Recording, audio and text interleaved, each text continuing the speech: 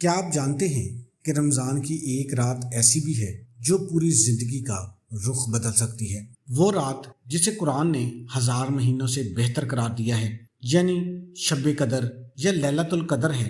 علماء فرماتے ہیں کہ جو شخص اس رات اخلاص کے ساتھ اللہ کو پکارتا ہے، اس کے لیے رحمت، مغفرت اور رزق کے ایسے دروازے کھل سکتے ہیں جس کا اس نے کبھی تصور بھی نہیں کیا ہو۔ رمضان کی آخری طاق راتیں خاص طور پر اہم ہوتی ہیں، اور نبی رحمت صلی اللہ علیہ وآلہ وسلم نے بھی فرمایا کہ رمضان کی طاق راتوں میں لیلۃ القدر کو تلاش کرو۔ تو اکثر علماء کے نزدیک 27 رمضان کی رات کو شب قدر ہونے کی امید زیادہ ہوتی ہے، اس لیے یہ رات عبادت، دعا اور قرآن سے تعلق مضبوط کرنے کا بہترین موقع ہے۔ تو آج کی ویڈیو بہت ہی خاص ہونے والی ہے، اس کا ایک ایک لفظ قیمتی ہے۔ میں آپ کو ایک سادہ مگر بہت ہی مؤثر عمل بتا رہا ہوں۔ خاص طور پر 27 رمضان کی رات کو اگر آپ اس عمل کو کر لیتے ہیں، اس عمل کا مقصد اللہ سے رزق حلال، برکت اور آسانی کی دعا کرنا ہے، اپنی حاجات کے لیے، اپنی مشکلات کے لیے، اپنی پریشانیوں کے لیے، اپنی بخشش کے لیے، قرضوں سے ادائیگی کے لیے، اچھے رشتوں کے لیے، اولاد کے لیے۔ غرض دنیا کا آپ کا کوئی بھی مقصد ہے، آپ اس عمل کو پورے یقین کے ساتھ ایک بار کر لیں۔ سال بعد موقع آتا ہے، پھر آپ کو موقع نہیں ملے گا۔ آپ نے آج ٹائم تھوڑا سا نکال کے پہلے تو اس ویڈیو کو مکمل دیکھ لیں۔ آپ نے ایک ایک بات کو سننا ہے، ایک ایک لفظ کو سمجھنا ہے، وظیفے کو مکمل سمجھنا ہے اور پھر اس پر عمل کرنا ہے۔ انشاءاللہ آپ کو بہت زیادہ فائدہ ہوگا۔ قرآن مجید میں اللہ تعالیٰ فرماتے ہیں کہ شب قدر 1000 مہینوں سے بہتر ہے۔ اس رات فرشتے زمین پر اترتے ہیں اور اللہ کے حکم سے خیر اور برکت تقسیم ہوتی ہے۔ تو اس لیے جو شخص اس رات عبادت کرتا ہے، دعا مانگتا ہے اور اللہ سے رجوع کرتا ہے تو اس کے لیے بے شمار رحمتیں نازل ہوتی ہیں۔ لیکن یاد رکھنے والی بات جو ہے وہ اصل شرط اخلاص، یقین اور عاجزی ہے۔ اگر دل اللہ کی طرف متوجہ ہوگا تو چھوٹا سا عمل بھی بڑی برکت کا سبب بن سکتا ہے۔ اگر آپ کی توجہ، آپ کا دھیان اللہ کی طرف نہیں ہوگا، آپ پوری رات عبادت کرتے رہیں بلکہ پوری زندگی اللہ اللہ کرتے رہیں، لیکن اس کا کوئی فائدہ نہیں ہوگا جب تک آپ کے دل سے آواز نہیں نکلے گی۔ تو اس رات آپ نے یہ عمل پوری یکسوئی کے ساتھ اپنی حاجتیں اللہ سے رو رو کر منوانی ہے۔ جس طرح ایک چھوٹا بچہ جو ہے اس کو پتہ ہے کہ میری ماں نے مجھے دودھ دینا ہے، میری ماں نے مجھے کھانا دینا ہے، تو وہ روتا ہے، بلکتا ہے، رو رو کے اپنی ضد کو منوا لیتا ہے۔ جیسے کوئی بیکاری ہو، آپ مارکیٹ میں جاتے ہیں تو بیکاری آپ کے پیچھے ہی پڑ جاتے ہیں۔ اگر فرض کریں کہ بعض دفعہ غصے سے اس کو دے دیتے ہیں، لیکن آپ کا دل کرتا ہے کہ یار اس سے جان چھڑا لی جائے، تو آپ نے کوشش یہی کرنی ہے کہ اللہ سے بیکاری بن کر، منگتے بن کر، رو رو کر آج مانگنا ہے۔ یہ قبولیت کی رات ہے۔ اس رات آپ نے یہ عمل عشاء اور تراویح کے بعد، تہجد سے پہلے آپ نے اس عمل کو کر لینا ہے۔ تہجد میں کریں گے تو وہ بہت زیادہ بہتر ہے، لیکن اس سے پہلے بھی آپ اس عمل کو کر سکتے ہیں۔ آپ نے کرنا کیا ہے کہ سب سے پہلے درود شریف آپ نے 11 مرتبہ پڑھ لینا ہے۔ درود ابراہیمی آپ پڑھ لیں، چھوٹے سے چھوٹا درود صلی اللہ علیہ وآلہ وسلم پڑھ لیں، کیونکہ درود جو ہے وہ دعا کی قبولیت کا بہترین ذریعہ ہوتا ہے، عبادت کی قبولیت کا بہترین ذریعہ ہوتا ہے۔ آپ ویسے دعا مانگتے ہیں تو وہ زمین اور آسمان کے درمیان اٹک جاتی ہے، لیکن درود شریف کے ساتھ جو دعا مانگی جاتی ہے اس کی قبولیت میں کوئی شک نہیں ہوتا، اس کو پر لگ جاتے ہیں، وہ سیدھی عرش الہی تک پہنچ جاتی ہے۔ تو آپ نے درود ابراہیمی پڑھ لینا ہے۔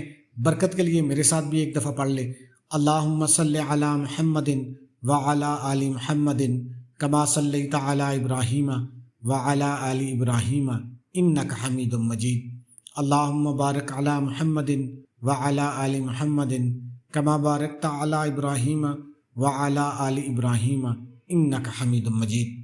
درود پڑھنے کے بعد آپ نے 100 مرتبہ استغفار کی تسبیح کرنی ہے، کیونکہ استغفار گناہوں کو مٹا دیتا ہے۔ ہمارے بہت سے ایسی غلطیاں ہوتی ہیں، ہماری ایسی بہت سی کوتاہیاں ہوتی ہیں جو جانے انجانے میں ہو جاتی ہیں، جس کی وجہ سے اللہ کی ناراضگی کا ہمیں سامنا کرنا پڑتا ہے، ہمارے رزق میں کمی کر دی جاتی ہے، ہمارے اوپر مشکلات آنا شروع ہو جاتی ہیں، تو وہ ہمارے ہی اعمال ہوتے ہیں۔ تو آپ نے استغفار سے پہلے اپنے دل کو پاک کر لینا ہے، اپنے گناہوں کی اللہ پاک سے معافی مانگ لینی ہے۔ استغفراللہ ربی من کل ذنب و اتوب الیہ، ایک دفعہ میرے ساتھ اس کو دہرا لیں، استغفراللہ ربی من کل ذنب و اتوب الیہ، کیونکہ استغفار دل کو پاک کرتا ہے، گناہ کی رکاوٹیں جو ہے وہ دور ہو جاتی ہیں۔ جب انسان اللہ سے سچی توبہ کرتا ہے تو اللہ تعالیٰ اس کے لیے آسانیاں پیدا فرما دیتا ہے، کیونکہ اللہ کو ہماری توبہ کی ضرورت نہیں ہے، ہمیں ضرورت ہے۔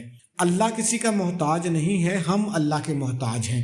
تو اس لیے آپ نے اپنے رب کو آج منا لینا ہے، اور اس کے بعد آپ نے ایک سورہ مبارکہ پڑھنی ہے، قرآن پاک کی بہت ہی بابرکت سورہ مبارکہ ہے، سورہ واقعہ آپ نے پڑھنی ہے۔